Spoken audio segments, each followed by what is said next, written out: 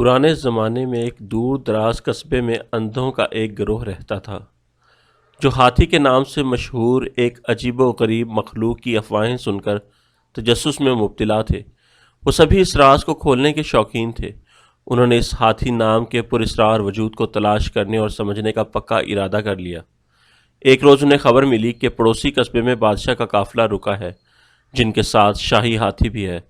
وہ سبھی اندھے ہاتھی کے وجود کی حقیقت معلوم کرنے کے شوق میں بادشاہ سے ملنے جانے والے لوگوں کے ساتھ ہو لیے۔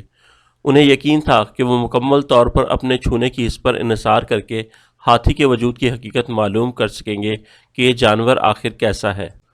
جیسے ہی یہ سب نابینا افراد ہاتھی کے قریب پہنچے، ان کا جوش و خروش دیدنی تھا۔ ان میں سے ہر اندھے شخص نے اس عجیب الخلقت مخلوق کی شکل و صورت کے بارے میں بصیرت حاصل کرنے کی امید میں اپنا اپنا ہاتھ آگے بڑھایا۔ تاہم قسمت نے ان کے لیے ایک عجیب موڑ رکھا تھا۔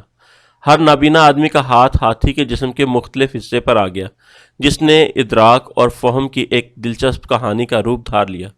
پہلا نابینا شخص کہ جس کا ہاتھ ہاتھی کی سونڈ سے ٹکرایا تھا، حیرانی سے بولا، آہ، یہ ایک موٹے سانپ کی طرح ہے۔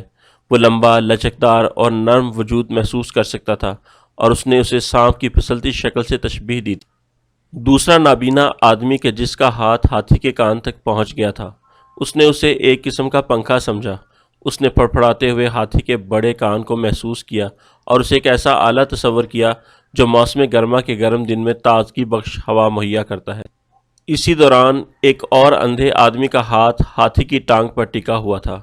اس کے نزدیک یہ مضبوط اور ٹھوس وجود تھا جسے وہ چھونے سے محسوس کر سکتا تھا، اور یہ ایک ستون یا درخت کے تنے سے ملتا جلتا تھا۔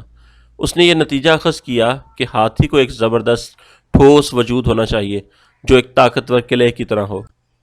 ہاتھی کے پہلو پر ہاتھ رکھنے والے اندھے نے اعلان کیا، دیکھو، ہاتھی ایک دیوار ہے۔